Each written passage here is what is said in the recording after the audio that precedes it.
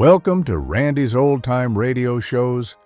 Dust off your radios and step back in time.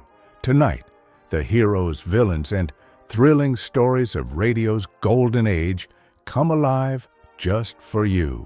Tonight, you're about to cross the threshold into the shadows of the ordinary, where voices from the past still whisper and every creaking door hides a secret.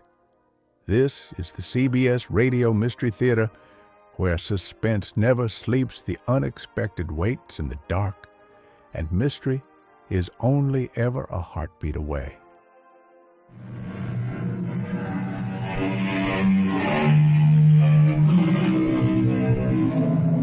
Come in. Welcome. I'm E.G. Marshall. Every age must have its heroes. You may well ask, what is a hero? Obviously, a hero must be one who performs heroic deeds. In the past, we had great patriots, great soldiers, great statesmen, and great scientists. Active men and women who changed the face of our nation and the course of our history. Is it a commentary on our times that today's heroes are only images on a screen? How did you get into my dressing room? Please, I don't want your money. I don't want your autograph. And I don't want you to make love to me. So, what's left? I want you to find my husband. He disappeared. Well, why did you go to the police? Well, you're the police. You're Captain Mace Hacker. Oh, look, come on now. You're a grown-up lady. I'm just an actor. Oh, please, Captain Hacker. Captain Hacker is a character dreamed up by a writer. No, he's real. He's you. The best detective in the world. The only man who can help me.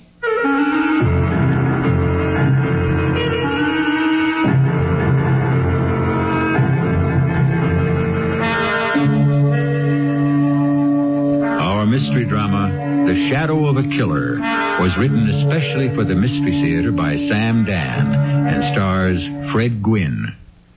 I'll be back shortly with Act One.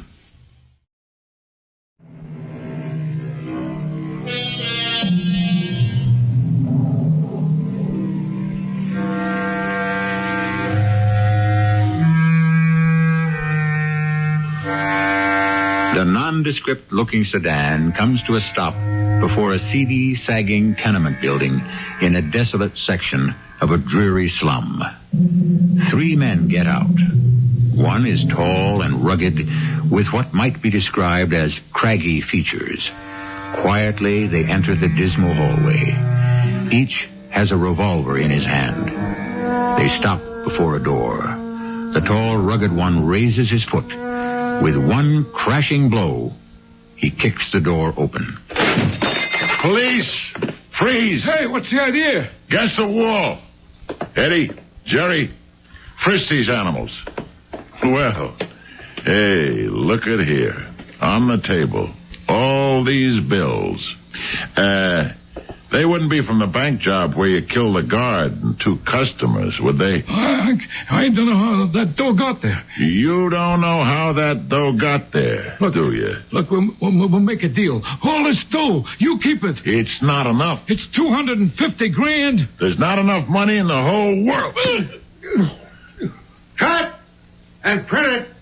That was perfect, Mace. It's a take. Okay, Maxie, you can get up off the floor. Perry, look! Maxie! His mouth's bleeding. Hey, what is this? He's hurt. Mace, what'd you do to him? I don't know. You must have really hit him.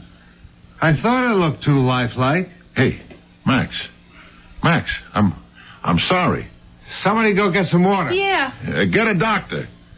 Say, Max, listen, I'm sorry. What got into you? We're only making a movie. Max. Yeah? What? Oh, good. He's coming around. Oh, what happened? You're going to be all right, Max. You're going to be all right.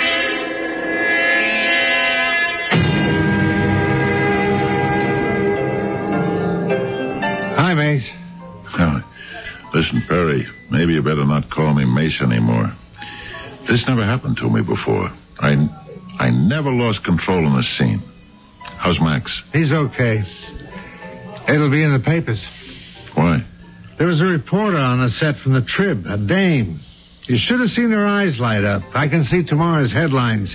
The violence is not phony in the TV series Captain Mace Hacker Homicide. Boy, that's all I need. That's worth $1 million in publicity. You know what I'd like to do? Walk away from the show. What, now? You're the hottest series in Hollywood. Perry, I'm scared. Of what? That's just it. I don't know. Maybe you ought to see a shrink. Perry, what do you think of me? Well, I always thought you were a good actor, but now I believe you're great. You get better every week. Yeah, but maybe. But I want the truth. When they first called me in to direct the series, it was just another cop story. No better, no worse. But may the good Lord forgive me, we have now become a work of art. Look, Perry, tonight I'm in no mood for soft soap. You've developed something with the show, Mace. You've brought it to a new height of realism. I'll tell you what, I'd like to go back to Broadway and do a play. In the first place, they'd never let you out of your contract. Second, you're doing some absolutely first-rate acting right now. That's the problem, Perry. I'm no longer sure it is acting. What does that mean? I wish I knew what it meant. It's got to mean something. Yeah. Perry, I've been trained as an actor. And I know that what we create is an illusion. Well, sure. But what if what we create is real? Real? How? In what way? Don't try to nail me down. It's just a character. I don't know. When I walk off the set, sometimes I get the feeling that I'm not walking away from it. You're too intense. That's no help. Perry, you're a stage actor, a fine one. You've played the classics, Shakespeare, Ibsen, Chekhov. You come out here to do a TV series. You're accused of selling out, of frittering away your talents. So you say to yourself, I'll show these jokers what acting really is. I'll prove that performing as Mace Hacker can be as great as performing Hamlet. That's what you think, huh? And you've proved your point. Now you can relax.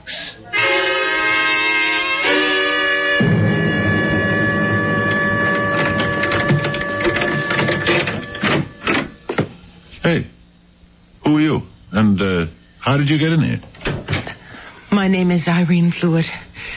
I was on one of the studio tours. We watched you filming your show, and the guide pointed this out as your dressing room. So I sneaked away from the rest of them and came back here. The door was open. Yeah, and so here you are. Oh, please don't have me thrown out. I never have anybody thrown out. I'll say to you what I say to the rest of them. If you want a picture with my autograph, I'm glad to oblige. And now, let me open the door for you. Oh, but please... Look, let me explain something. We have a fantastic security system here. Special cops who know exactly how to handle this type of situation. So, if you think you might be able to work this into a big deal, you'll never get it off the ground. I don't want your money. I don't want your autograph. And I don't want you to make love to me. So what's left? I want you to listen. Look, I really don't have any time. I want you to find my husband. Find your husband? He's disappeared. Well, why don't you go to the police? You're the police. What? You're Captain Mace Hacker. No. I'm Alvin J. Miller. Please, Captain Hacker. Look, Mace Hacker is a character dreamed up by a writer. And I'm just an actor who plays the part. Don't say that. Mace Hacker is a fictional character. No, he is not a fictional character. Mace Hacker is the best detective in the world. There is no Mace Hacker. I see him every week. I believe in him. And now finally I'm talking to him. How would it be if I got you a taxi? No, please. But... Please don't dismiss me as if I were a nut. I know I sound like one, but I have seen you on television, and I feel your absolute dedication to law and order and justice. Oh, those words. Listen, the writers put those words in my mouth. But neither they nor anyone else can put that conviction in your voice. You are Mace Hacker, and you know it. You're the world's best cop because you've had more experience, more training than any police officer in the world. What are you talking about? Oh, what cop has worked on as many crimes as you have? And you've solved them because you used correct techniques. Look, I really don't have any more time. Oh, please. Please find my husband. Look, Mrs. Please. Fluid, you have to understand. No. No, don't turn me down. I have nowhere else to go. Please. Maybe they've murdered him. Maybe who murdered him? I don't know. But he knew too much. About what? I don't know. But they had to get him out of the way. Who had to get him out of the way? They did. Who are they? My husband drives a truck. Last Wednesday night, he was very nervous. He couldn't eat his dinner. What's the matter? I asked him. Please, Mrs. Fluid. No, I won't leave here until you listen to me. Look, I'll tell you what I'll do. Mrs. Fluid, let me drive you to your home, and you can tell me about it on the way. This isn't a trick now. You're going to listen to me? You've got to promise. I promise.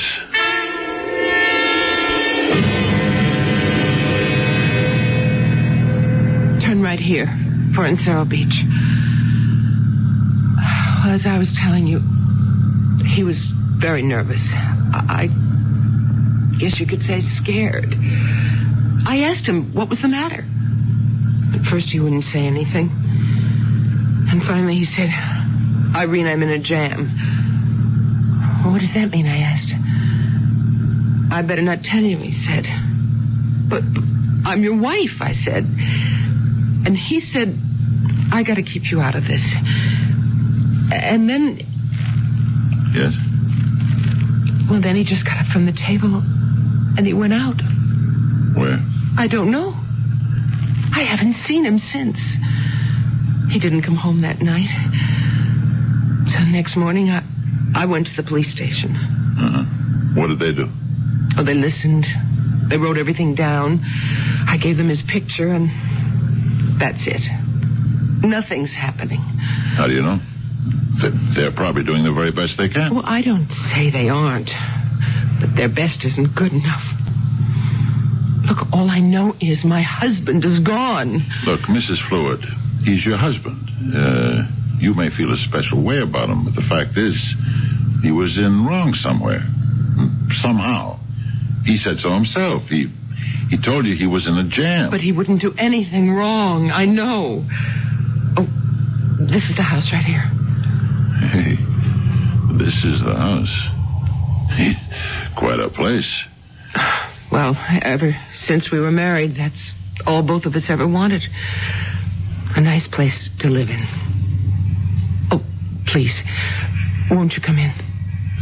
I'd like to, but I'm due back for a story conference in about 40 minutes. Please, so find my husband. What makes you think I can? Because you're Captain Mace Hacker. Oh, please, let's not start that all over again. But you are. Whether you like it or not. Mrs. Fluid, I'm sorry. I have to go. You're afraid. Of what? Afraid you'll be unable to live up to your responsibility. What responsibility? Your responsibility to me. What responsibility do I have to you? To me and to the millions who watch you and who believe in you. I never asked anyone to believe in me. Oh, but you do. You speak to all of us and you say, I'm here. I'm here to protect you. You can count on me. Now, you know you say that. But those are just words. The writer's words. But we believe you. I believe you.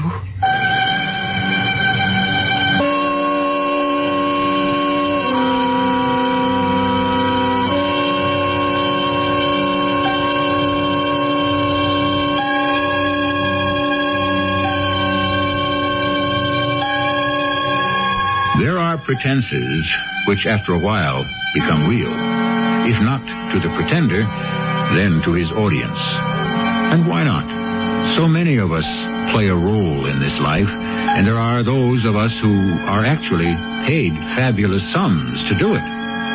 They say sometimes you can't tell the real people from the pretenders without a scorecard. Maybe we'll have to issue some in Act 2, which comes shortly.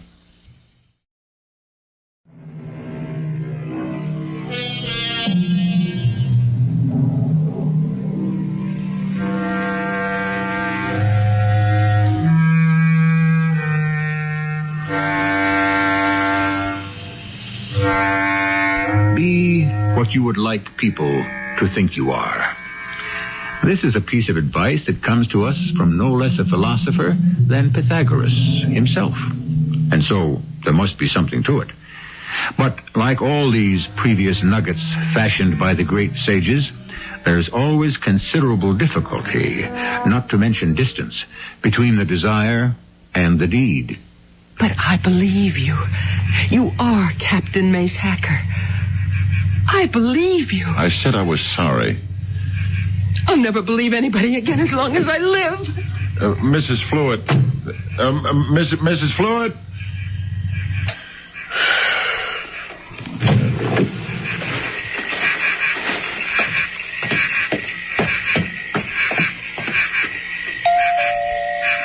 Mrs. Fluid? Mrs. Fluid?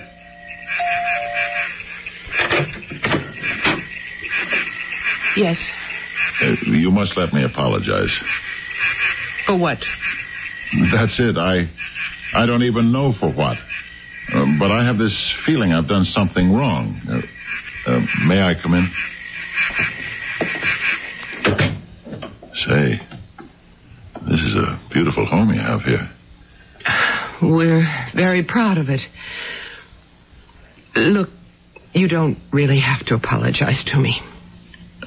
I realize what I did was quite silly. It's just that I'm desperate. I don't know where to turn. Oh, I would offer you a drink, except I know you never take one. That's right. I'll tell you what you could offer me, though. Whatever it is I'm smelling. It must be delicious. Oh, that's dinner. I just left it to simmer on the stove. What is it? Beef stew. You see, ever since I became Mace Hacker, whenever I go out to eat, wherever I go, I'm recognized. I can never enjoy a meal. Well, would you care for some? Well, thank you. And, why don't you tell me more about your husband?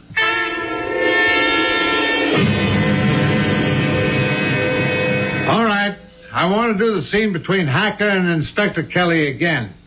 We have practically the same dialogue in every show. You should be able to do it in your sleep. So let's do it in one take. Roll 'em.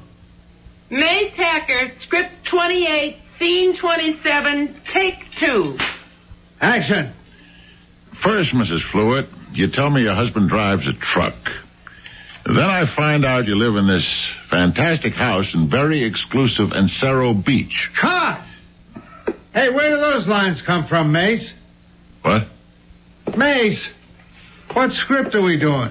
I don't... Who is Mrs. Fluid? Mrs. Fluid? Yeah, whose husband drives a truck. Mace, none of this is in the script. Yeah, I realize that. You okay? Yeah, sure. I just must have been thinking about something. You want to take a break? No. It's okay. I'll be all right. Let's take it again.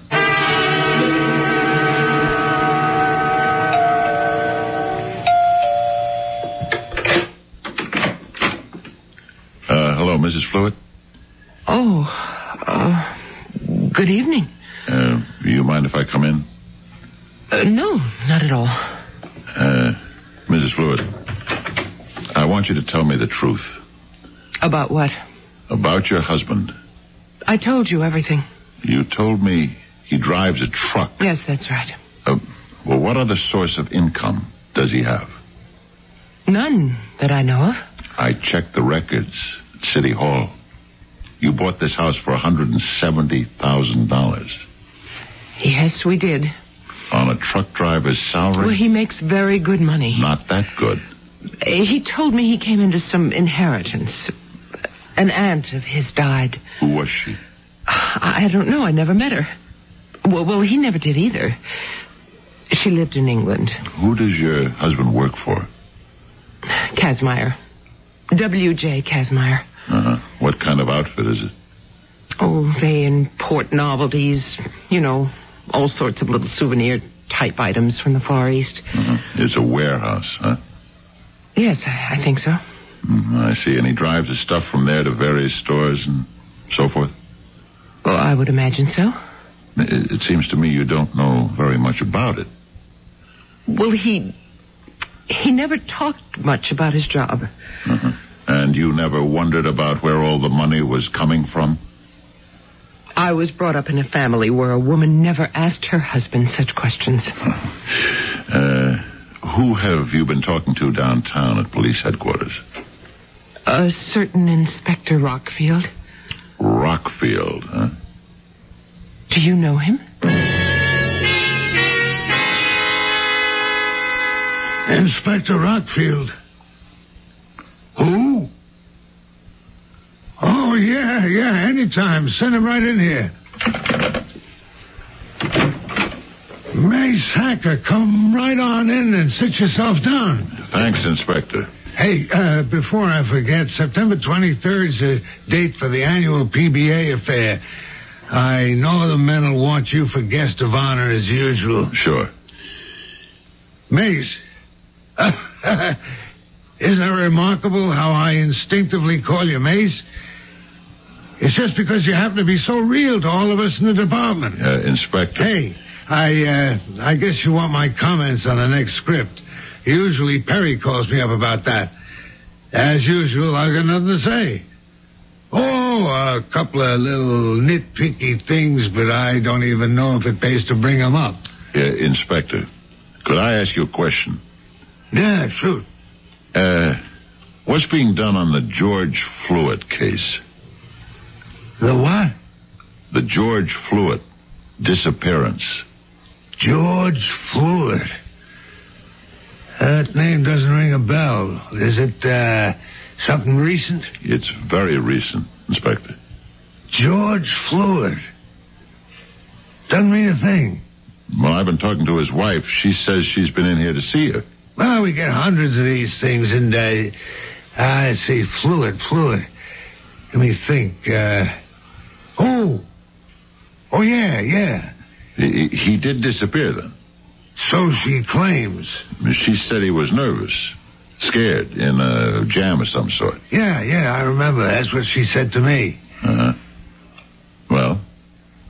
Hey, we get 20, 30 disappearances a month like that. You know why? No. Your average guy who disappears fades out for two reasons. They both begin with a D. Dames or debts.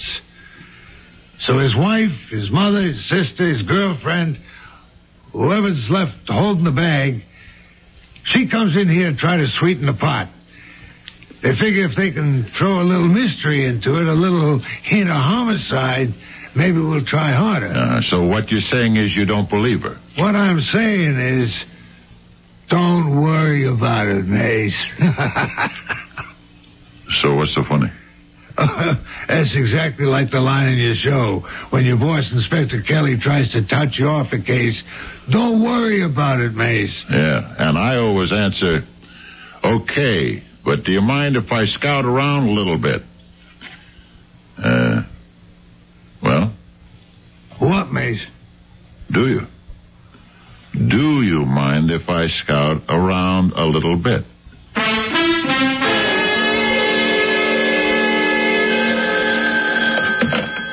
Yeah? Oh, what are you talking about? I can't believe it. It must be a joke. Yeah, all right, send him in. Mace Hacker? Mr. Kazmaier. Why, it is. It is Mace Hacker. Do you mind if I come in? Sure. Come on in. Thank you. Sit down. What can I do for you? I want to talk to you about George Fluid. George Fluid? I understand he drove a truck for you. Oh, yeah, he did. What do you know about him? All I know is he hasn't been into work for over a week now. Do you have any idea why? No. Was he in any kind of trouble that you know of? Trouble? No, not at all. Are you in any sort of trouble, Mr. Kazmaier? Me? In trouble? What kind of a question is that? A very simple question. Now, wait a minute. Are you actually working with the police? You didn't answer the question. No. I'm not in any trouble. I may be back. Thank you, Mr. Kazmaier. You've been a lot of help.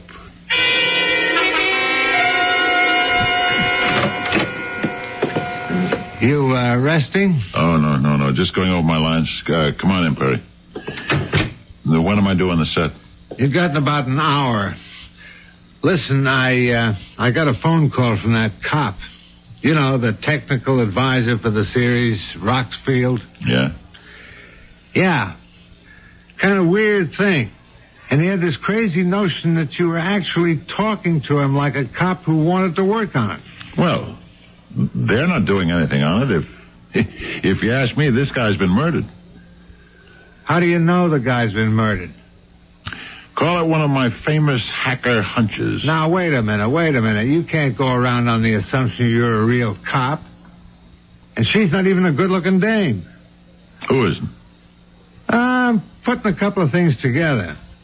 First, you throw some lines into a script about a dame named Mrs. Fluid. All this out of left field. Then later, the inspector calls me and tells me you're trying to involve yourself in the disappearance of a guy named George Fluid. So I drove out to look. Who is this Mrs. Fluid to you? She asked me to find him. Why you? Because to her, I'm a cop named Mace Hacker. Yeah. I can understand that. To her, you're Mace Hacker. But who are you to you? Who am I? Yeah. Who are you?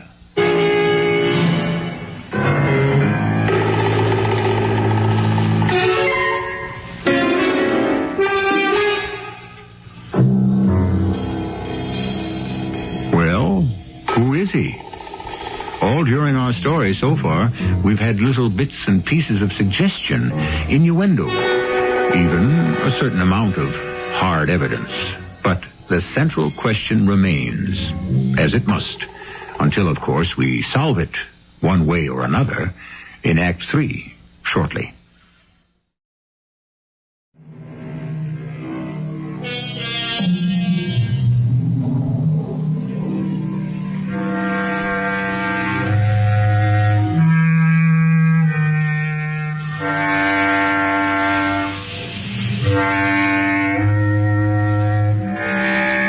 Most of us are fated to live out our fantasies in private. However, here we have an actor named Alvin J. Miller who plays the role of a television cop named Mace Hacker so convincingly that quite a few people have come to think of him as Mace Hacker. Indeed, their number has become so large that he's beginning to believe it himself. What are you trying to do, Mace? I'm going to find the killer of George Fluid. But you're not... I'm not what? You're not a real cop. I'm Mace Hacker. Now, listen. It happens. It happens to all of them sometimes, especially to actors who play doctors and detectives. You get so involved in it, after a while, it seems to be real. It is real. No, it is not. It's just a story that comes up on a screen for an hour, and it's gone. You turn off the picture, and it's all gone. But I'm still here, Mace Hacker. is still here. Well, a lot of this is my fault. I've been working it too hard. Listen, maybe you'd better... I know what you're going to say. Maybe I should see a doctor. Why not? Why should you be the only big star that's never been to a shrink? Mace Hacker has to help this woman. Why? Because she's getting the runaround from everybody else.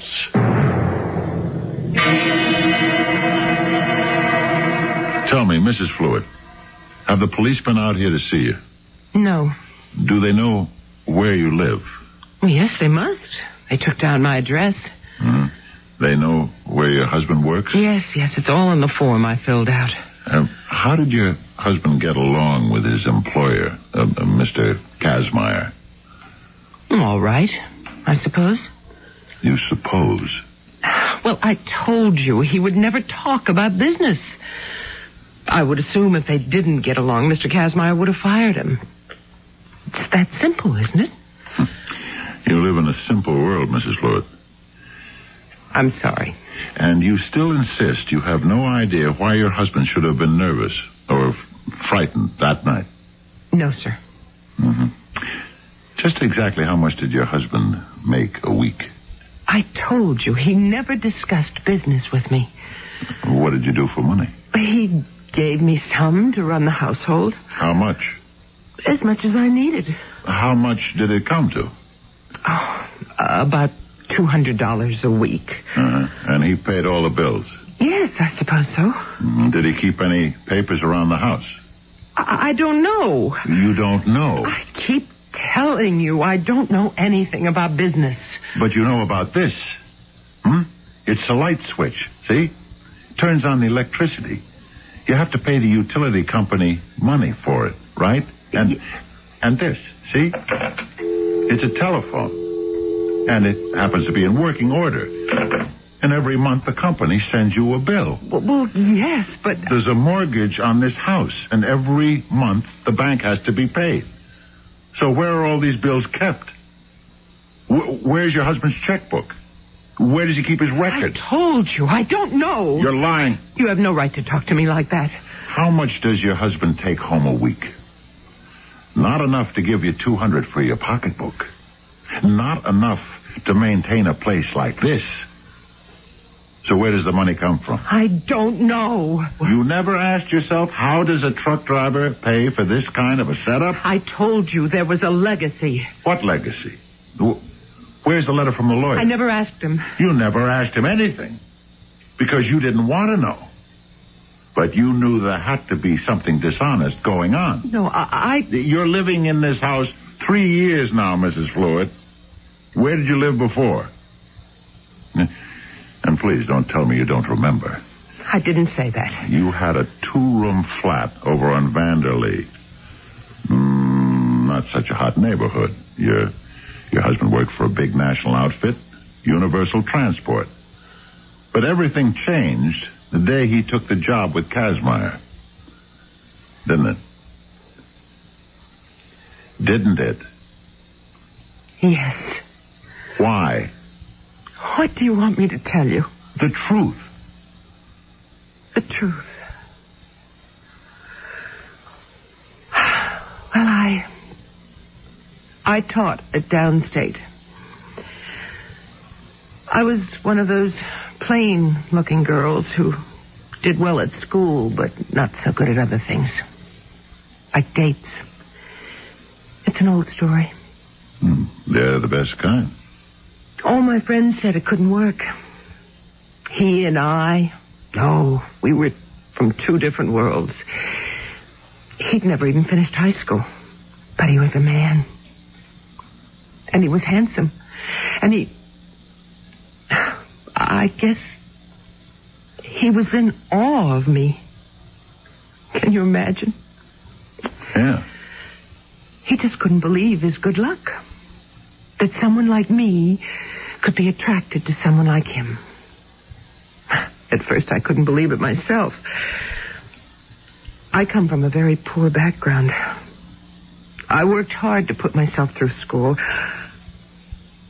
I always yearned for nice things. Mm-hmm. And so you started to demand them. It's funny how it worked. I never said one word. That can be the loudest demand of all. That's right. The money started to roll in. It's the only way I can describe it. And you never asked him a single question. I couldn't. Why not? Because I had to justify it to myself. And so I created a kind of make-believe world where everything was all right. And then when he disappeared, I couldn't accept it. So I also had to go to a make-believe detective.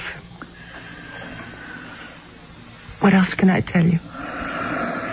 I guess you told me everything.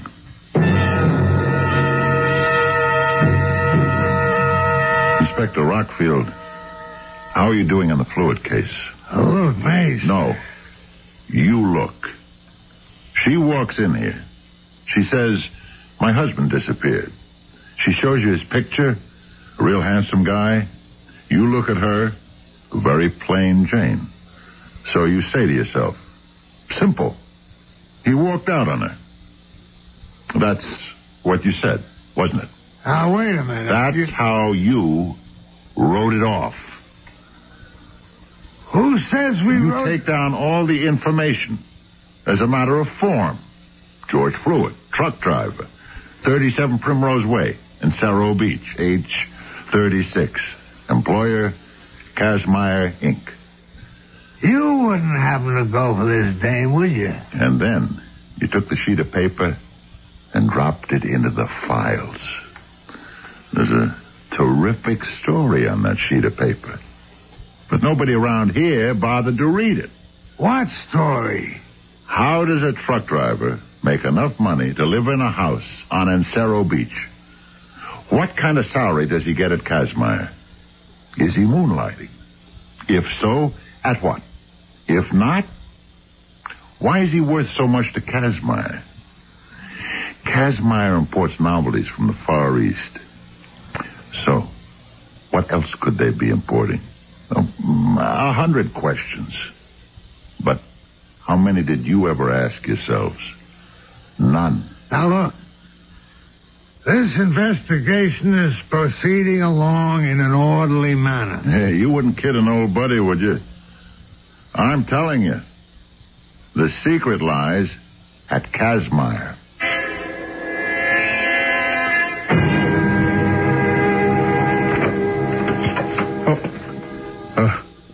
What are you doing here? Good evening, Mr. Kazmaier. What are you doing here? You again, the one who plays a detective. You haven't answered my question. What are you doing here? Oh, I got every right to be here. This happens to be my warehouse. Uh-huh. You keep very late hours. That's how to get ahead in this world. How'd you get in? Jimmy'd open a window in the back.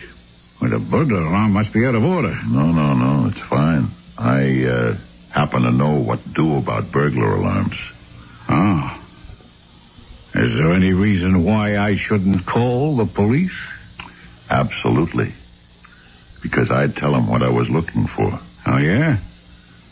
What are you looking for? Look, Kazmaier, you and I could save a lot of time if you told me. Drugs? Diamonds, is it? Or counterfeit? You don't know what you're talking about. Okay, you caught me robbing your warehouse. So call the cops. Nah. No? Why not? If you're on the level. Oh, you're a famous television detective. What are you looking for, publicity? Why should I give it to you? Why? Because this is a perfect setup for something crooked. You're a reputable businessman. Nobody bothers you. Maybe your truck driver figures it out. Maybe it was his idea.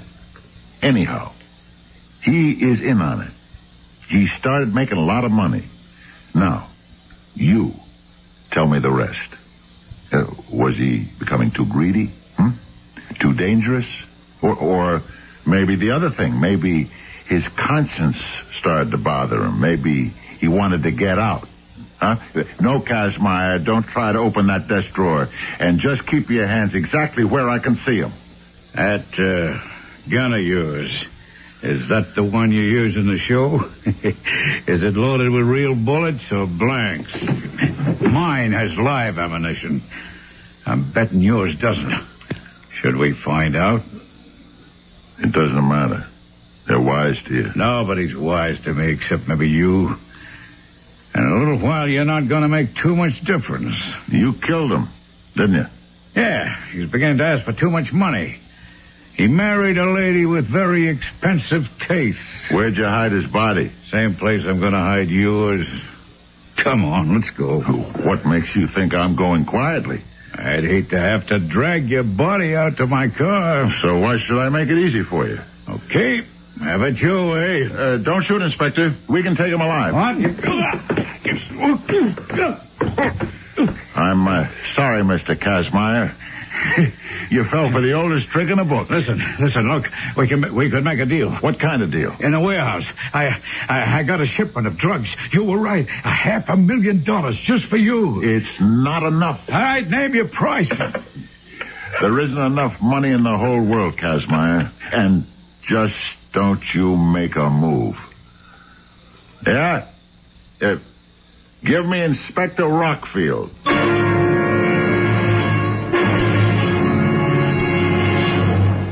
Mace, it's absolutely fantastic. You actually found the killer of this fellow Fluid. You solved the case. Yeah. Well, how'd you do it? Oh, how do I always do it?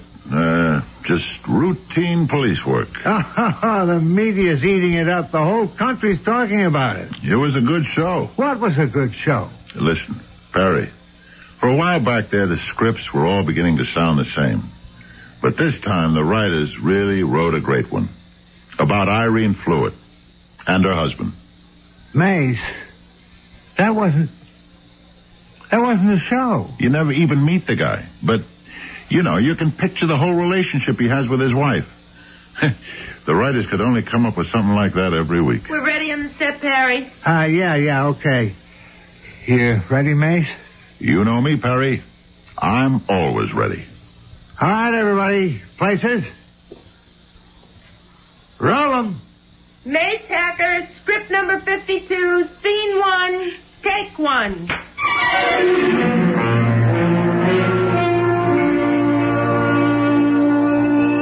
The problem. Does any of us really know who we are and where we are?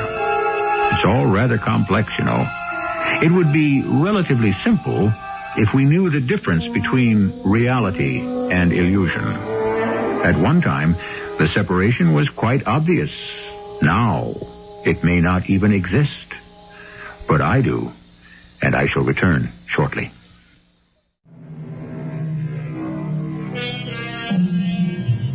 At one time, our heroes were drawn from real life.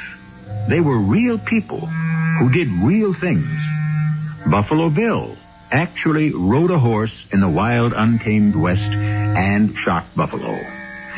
Today, our Western heroes are movie stars. Our great soldiers are movie stars. Our great doctors and detectives and lawyers are movie stars. And we invest these shadows on the screen with reality. And it isn't necessarily their fault if we take their make-believe seriously. And if, after a while, they do too. Our cast included Fred Gwynne, Joyce Gordon, Robert Dryden, and Ian Martin. The entire production was under the direction of Hyman Brown. Well, folks, the clock is running out on another episode here at Randy's Old Time Radio Shows. Before we fade to black, remember, Randy spends hours each day scrubbing away the static and polishing every episode to ensure these treasures sound close to what they did decades ago. But it's not always easy or possible. Trying is time-consuming. If you appreciate this channel and the work being done, consider tossing a few coins in the hat via the links below or that QR code on your screen. Your support is the fuel that keeps these reels spinning. Thanks for stopping by. Keep the dial tuned to the past. Until next time.